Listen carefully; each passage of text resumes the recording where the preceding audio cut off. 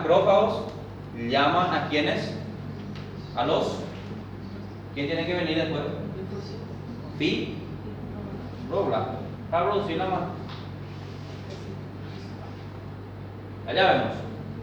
El corte es de primera intención, o sea, es una reparación que vamos a hacer de una cicatriz de primera intención.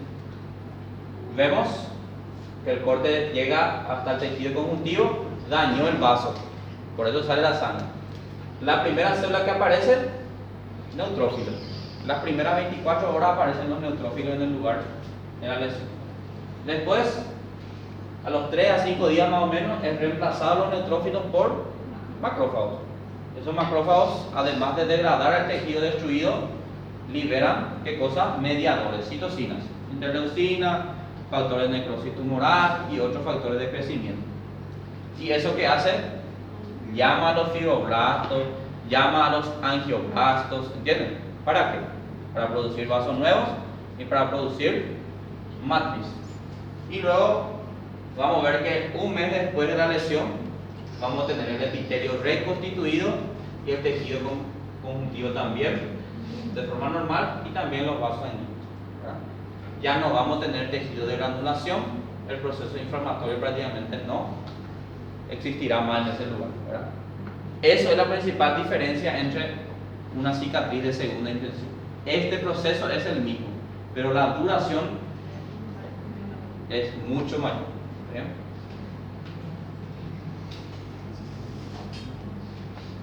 Ahí dice 24 horas neutrófilos, a las 24 a 48 horas las células epiteliales de los dos márgenes de la lesión empiezan a migrar y proliferar. Componentes de la membrana basal ya se conforman y progresan, ¿verdad? El día 3 los neutrófilos son reemplazados por macrófagos, ¿verdad? Y la fibra de colágeno resulta evidente en los márgenes. El día 5 la neovascularización es máxima. Es el día en que empieza la producción máxima de nuevos vasos sanguíneos. La epidermis se recupera su espesor normal conforme se diferencian las células superficiales. Durante la segunda semana se acumula tejido conjuntivo, fibra de colágeno, ¿verdad? Y el proceso que se denomina blanqueamiento, que consiste en el aumento de depósito de colágeno dentro de la cicatriz. Y al final del primer mes ya tenemos una herida parecida a esa. Cicatriz corresponde al tejido conjuntivo celular, prácticamente ya no tiene células inflamatorias, ¿verdad? Revestido con una epidermis básicamente normal. Sin embargo, los apéndices dérmicos destruidos en la línea de incisión pierden de forma permanente. Los apéndices dérmicos se pierden acá, por eso queda esto, ¿verdad? Ese, ¿cómo se llama ese corte? Ese de la cesárea. Panestiel. Algo así se llama. Van a saber cuando estén en el cuarto o otro año. Curación por segunda intención. Cuando la pérdida celular o tisular resulta más extensa, como sucede en las heridas amplias en los focos de formación de acceso, ¿verdad? Un acceso cerebral, por ejemplo. ¿Cómo vamos a hacer ese reparo? Por tejido conjuntivo. No le importa al sistema inflamatorio que repara toda esta estructura, no le importa tanto recuperar la célula. Lo que quiere hacer es sellar el defecto. ¿Está bien? Un acceso de miembros inferiores en los diabéticos, ¿verdad?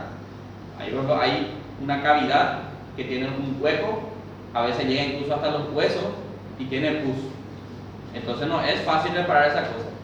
Se va a revertir con el epitelio, pero en el fondo va a estar muy dañado.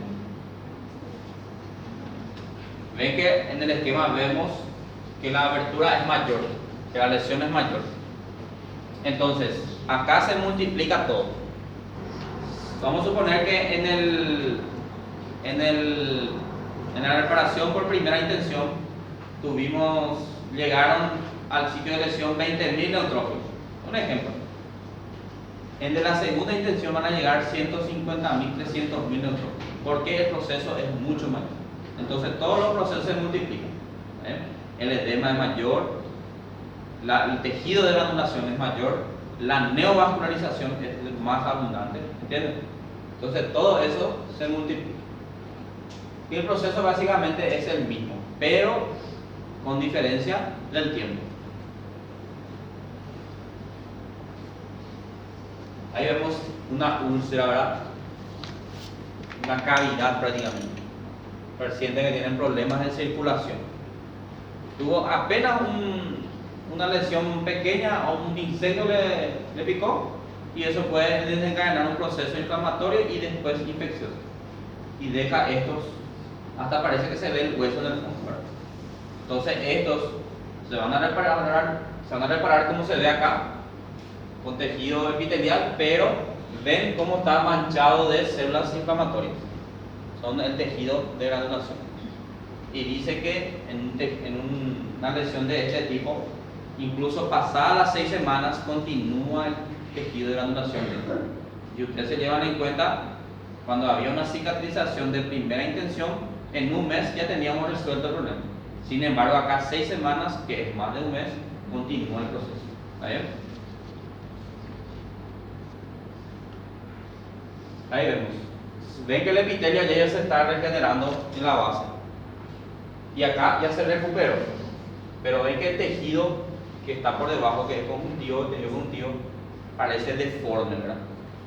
Obviamente por la extensión de la lesión, ¿verdad? Ahí dice, por ejemplo, en 6 semanas los defectos cutáneos más grandes pueden reducirse 5 a 10% del tamaño de la lesión. Es muy poco, ¿verdad? Para el tiempo que lleva. Entonces 6 semanas más de un mes, ya ahí 5 a 10% de la lesión nomás pudimos reducir. O sea que el proceso significa que lleva varios. Y obviamente va a depender de todos los cuidados. Si vos no le das los cuidados necesarios, esa lesión va a perdurar hasta poder crear problemas más graves. ¿Cuáles son las causas de la reparación se pueda alterar? ¿Cómo se puede alterar una reparación tisular? Infecciones, ¿verdad? No es lo mismo una herida que fue hecha en el quirófano con bisturí, que es limpia, no contaminada, que una herida, por ejemplo, afractuosa, lesionada con cualquier tipo de sustancia extraña que pueda producir una infección. La nutrición también es importante.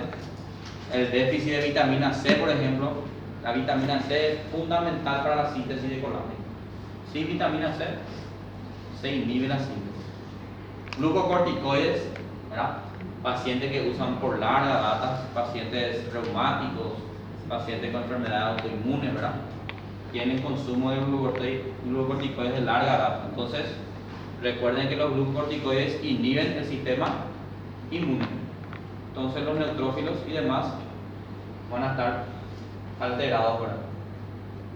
Aumento de la presión local, personas obesas, pacientes con EPOC, ¿verdad? Que son tosedores crónicos. Por ejemplo, la tos aumenta la presión abdominal y eso hace que la herida tienda a abrirse otra vez. También pasa lo mismo con los obesos. Mala perfusión, por ejemplo, alteraciones vasculares, aterosclerosis a nivel de los miembros inferiores, no va a permitir, por ejemplo, la reparación de ese tejido, porque si no hay buena perfusión, no hay nutrientes y no hay oxígeno para la célula. Entonces, imposible recuperarlo. Los cuerpos extraños, cualquier fragmento de un cuerpo extraño que se introduzca en el tejido, eso va a generar un proceso de inflamación y todo ese proceso hasta formar una cicatriz. La recuperación completa solo ocurre, esto es importante, la recuperación completa solo ocurre en los tejidos constituidos por células estables y lábiles, no así en las células que son de tipo permanentes, ¿verdad? Por eso es lo que ocurre en la cicatriz en un infarto de miocardio, ¿verdad? No tenemos células que renueven esas células, entonces mueren, se forman fibrosis. La localización de la lesión también es importante. No es lo mismo una úlcera a nivel de la pierna que un acceso perianal, ¿verdad? De los diabéticos, por ejemplo.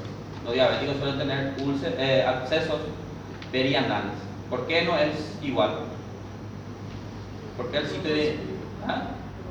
Porque está en contacto con bacterias, ¿verdad? La cavidad, o sea que la región perianal está llena de bacterias, principalmente anaerobios. Entonces, es difícil incluso su tratamiento en ese local. Entonces, el sitio de lesión también influye mucho.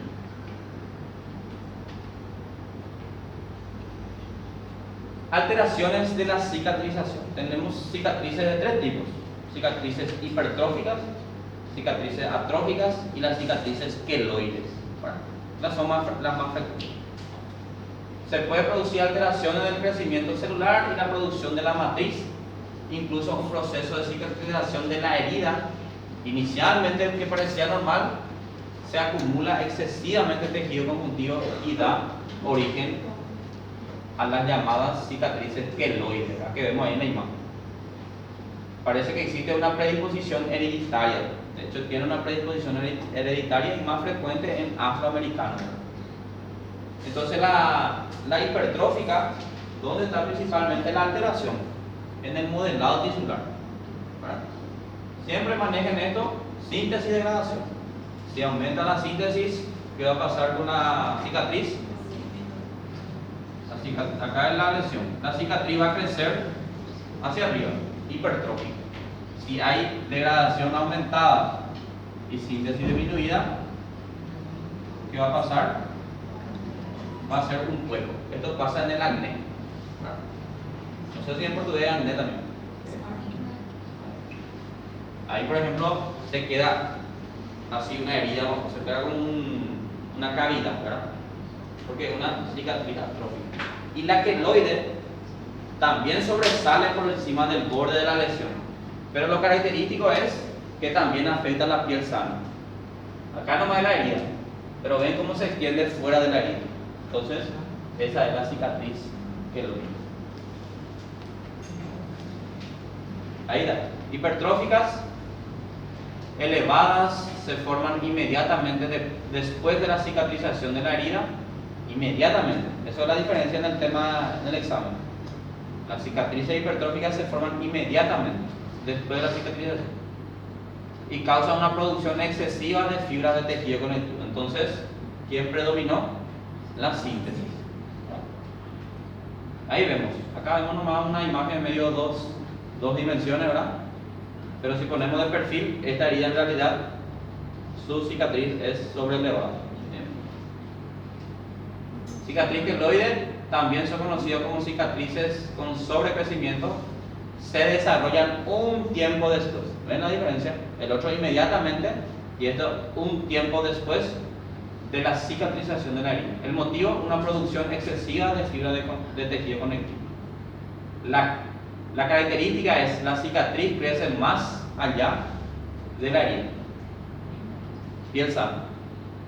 Más frecuente en afroamericano y predisposición genética. Ahí vemos. Ven que afecta, va como si fuera que se va hacia la piel sana. Parece que se derrite y va hacia la piel sana. Eso también. Cicatrices atróficas, ya sabemos, ¿verdad? La varicela también deja. La persona que tuvo varicela generalmente tiene cicatrices en la espalda y eso, ¿verdad? Yo tengo también unos cuantos, ¿verdad? Varicela. Y ahí vemos el acné. Es una cicatriz atrófica, ¿verdad? Deja un defecto de la masa, ¿verdad? Entonces, una degradación aumentada y la síntesis disminuida y deja eso una cavidad. ¿Alguna pregunta?